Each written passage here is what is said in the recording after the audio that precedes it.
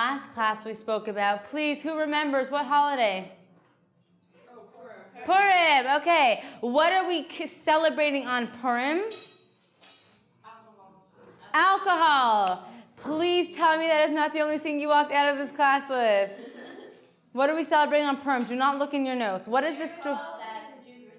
Miracle that the Jews were saved. What did the miracle look like? Natural, not natural? Was God's name mentioned? Is it not mentioned? Not mentioned. What do you think there is to God's name not being mentioned? It's natural. It looks natural, but really?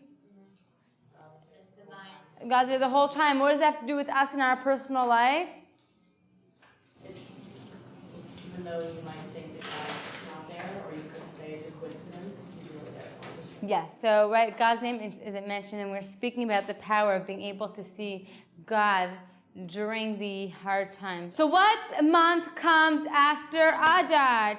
Thank you, Nisan. What happens in Nisan?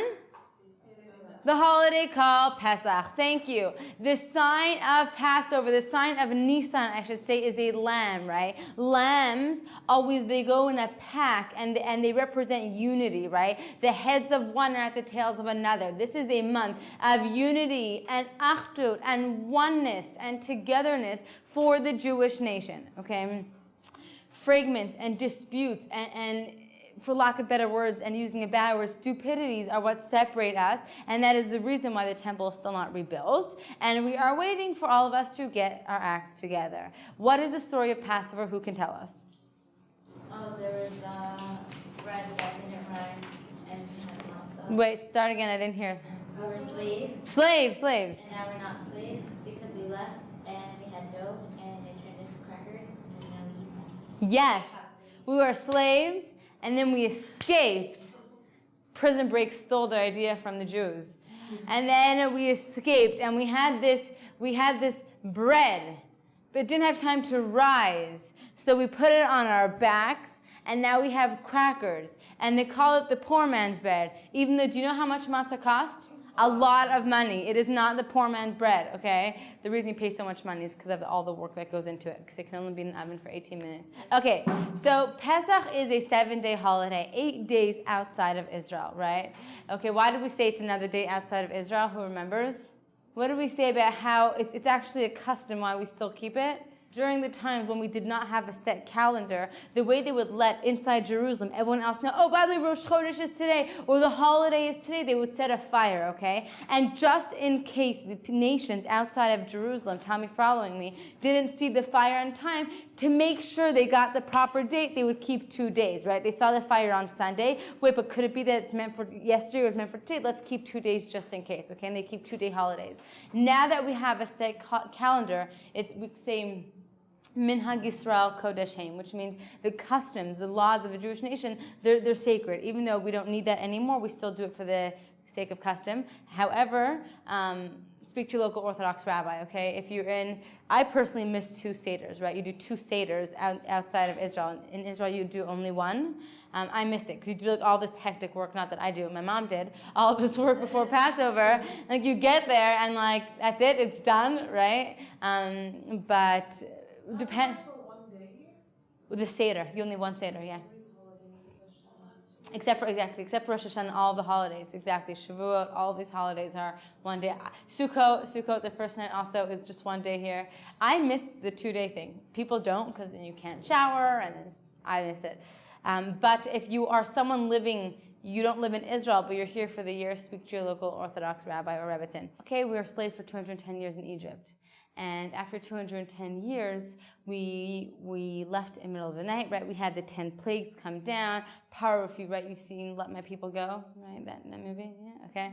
So we let my people go, and the Jewish nation, they escaped, and they left Egypt. And they had this bread on their back, it didn't rise, and they turned to matzah, and they traveled for 40 years they wandered for 40 years in the desert. Okay, now, why were the Jews sent to Egypt in the first place, let me ask you?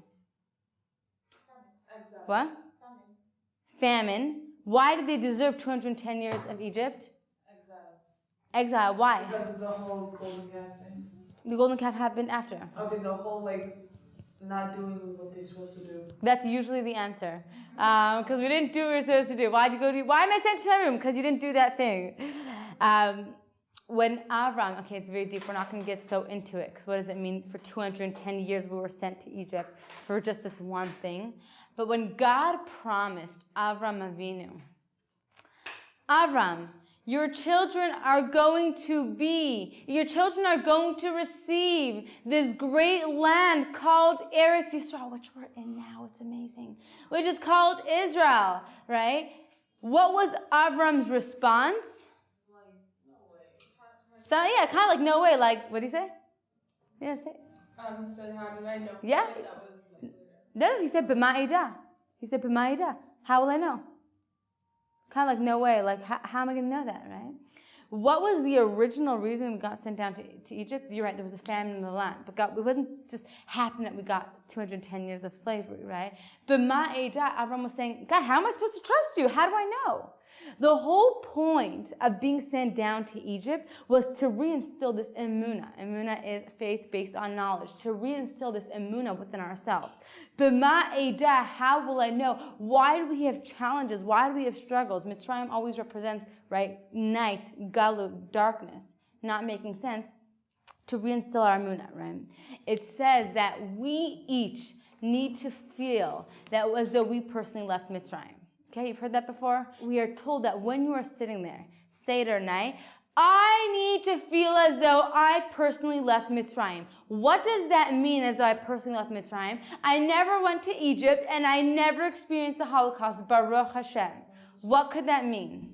Like spiritual slavery, like imagine yourself like leaving, like you left, as in like there's things that like in your life say that you're not doing, that you're supposed, like something that you're supposed to be doing but you're not, like kind of like we're all enslaved to something, like whether we want it or not, and there's some things that aren't good, and so it's like we have to leave that, and it's more like I guess a spiritual like slavery, and you have to like have an exodus from that. What Ina's saying is correct. Any other ideas? What does it mean that I personally left Egypt?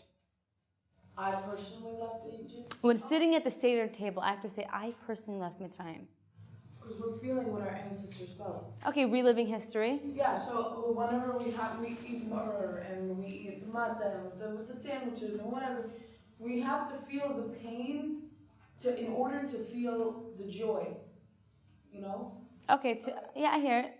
So without pain, right? Like for example, the sourness, the bitterness, we're eating the myrrh in order to remember what our ancestors were, or what maybe our neshamas were there too.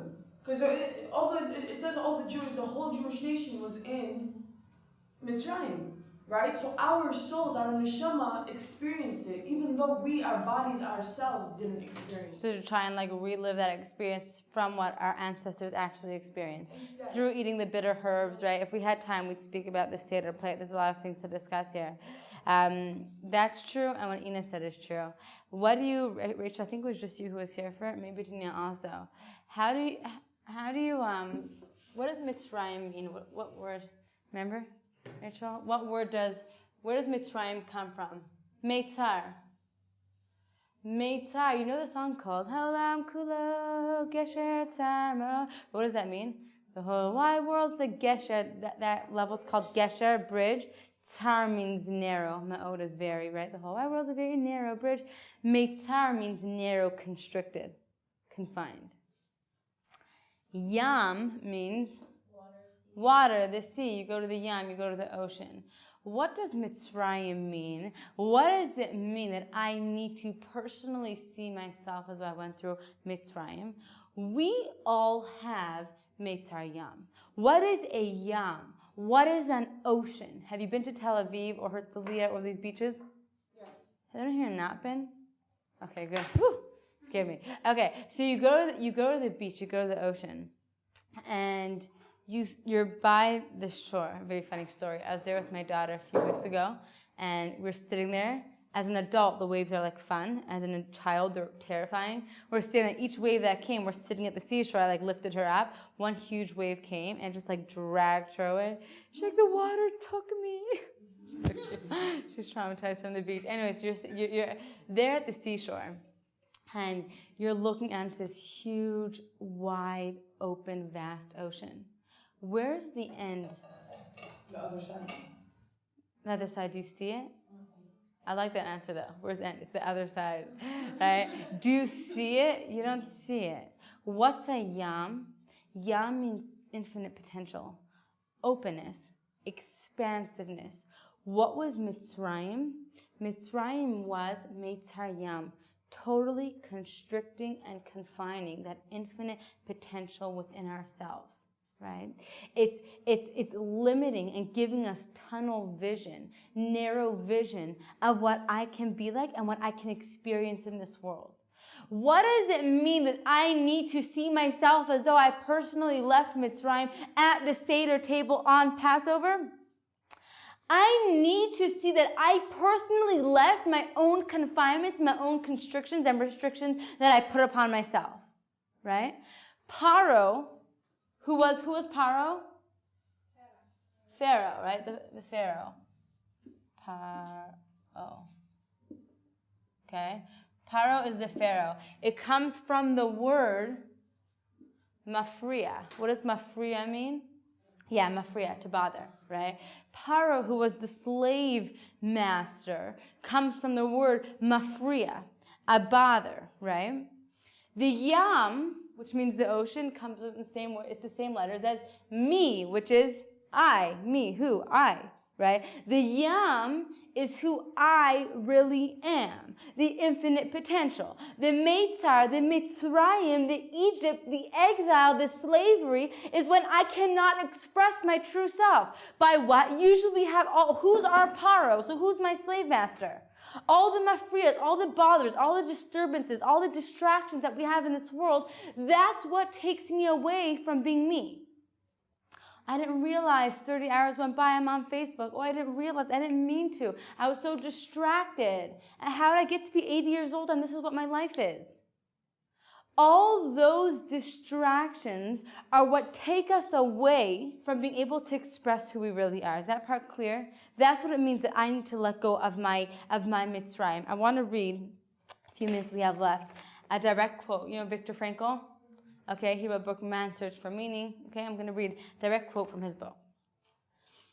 Frankl was a determinist raised in the tradition of Freudian psychology, which postulates that whatever happens, right, what's Freud, whatever happens to you as a child shapes your character and personality and basically governs your whole life, right? It's because your mother neglected you when you were 2 years old and that's why now you're insecure. The limits and parameters of your life are set, and basically you can't do much about it. Frankl was also a psychiatrist and a Jew. He was imprisoned in the death camps of Nazi Germany, where he experienced things that were so repugnant to our sense of decency that we shudder to even repeat them. His parents, brother, and wife all died in the camps or were sent to the gas ovens. Except for his sister, his entire family perished. Frankl himself suffered torture and innumerable indignities, never knowing from one moment to the next if his path would lead to the ovens or if he would be among the saved who would remove the bodies or shovel out the ashes of those so fated. One day, naked and alone in a small room, he began to become aware of what he later called the last of human freedoms, the freedom his Nazi captors could not take away. They could control his entire environment. They could even do what they wanted to his body. But Viktor Frankl himself was a self-aware being who could look out as an observer at his very involvement. I can see myself in this world. His basic identity was intact. He could decide within himself how all of this was going to affect him. Between what happened to him, which is a stimulus, and his response to it was his freedom and power to choose. One more paragraph, bear with me. In the midst of his experiences, Frankl would project himself into different circumstances, okay? He's in the middle of being tortured, but he would imagine himself, such as lecturing to his students after his release from the death camps. He would describe himself in the classroom in his mind's eye and give his students the lessons he was learning during his very torture. Through a series of such disciplines, mental, emotional, and moral, principally using memory and imagination, he exercised his small, embryonic freedom until it grew larger and larger, until he had more freedom than his Nazi captors. They had more liberty, more options to choose from in their environment, but he had more freedom, more internal power to exercise his options. He became an inspiration to those around him, even to some of the guards. He helped others find meaning in their suffering and dignity in their prison existence. In the midst of the most degrading circumstances imaginable, Frankl used the human endowment of self-awareness to discover a fundamental principle about the nature of man. Between stimulus and response, man has the freedom to choose. What does that have to do with Passover? Between stimulus means something happened to us, okay? Stimulus is I'm driving in the car and someone honks really loud at me. That's called stimulus. My response is I get out of the car. That doesn't happen in this country. My response is I get out of the car and start yelling at him. That's my response, right? He's saying there's something called stimulus. Something happens, okay? And then it's my response to it, how I react. He's saying in between stimulus and response, there's a tiny little window. I'll even make it with curtains. Okay? There's a tiny little window called freedom. That, he's saying, is the last of the human freedoms. That's what he experienced when he was in Nazi Germany, right? The last of human freedoms. What does that have to do with Passover? Well, I think it's obviously, our lives are not in anything like as extreme, but if we're supposed to imagine what our life would be like without any boundaries or without anything holding us back, it's like the point of choice that's like in that freedom, and we're supposed to imagine what Viktor Frankl was doing. Like all these things are happening around him, but he was making choices to help other people or to think a certain way. Mm-hmm. And it's kind of like we can, if he could do that then, we can also do that not only during the Seder, but like during the whole year. Good, great. Make it real. Give me an example. If you're like married and your mother-in-law has like come to live with you or is always around or is like driving you nuts, you could react to that and yell at your husband or be really upset or kind of complain to your friends about it, or you could think like, wow, this is so amazing that, my husband, not only is his mother like alive and well, they have a good relationship, but like she's actually going to be with us, and maybe if like we don't get along all the time, like it's gonna challenge me to be a better person. That's so sweet. View it from like a different paradigm, a different perspective. And if it doesn't mean we can never complain, right? We'll finish with this. Next class we'll continue with Pesach just to finish it up. But if and when we just respond automatically, i.e. just react, okay? I get cut off, so I park my car and get out, right? Or if my mom yells at me, so I naturally yell back. Or if the cake's in front of me, and even though I'm stuffed, I'll eat the cake. Or if I'm, in recovery, but all of a sudden there's drinks placed in front of me and I take the drink. That's me being a slave. What does it mean I need to see myself as I personally went through Egypt?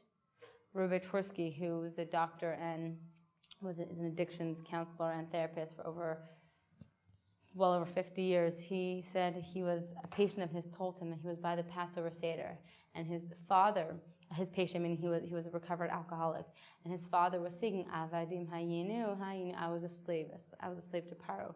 And the son said, Dad, were you actually ever a slave? Because I know what it means to be a slave, right? When I just take this drink without thinking, that's extreme, but choose whatever example you want, eat the cake, yell at this person, do that thing with that guy, that's me being a slave.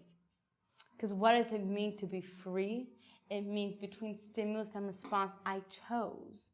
I rose above my instincts. I rose above my impulses, and I chose how I want my response to be.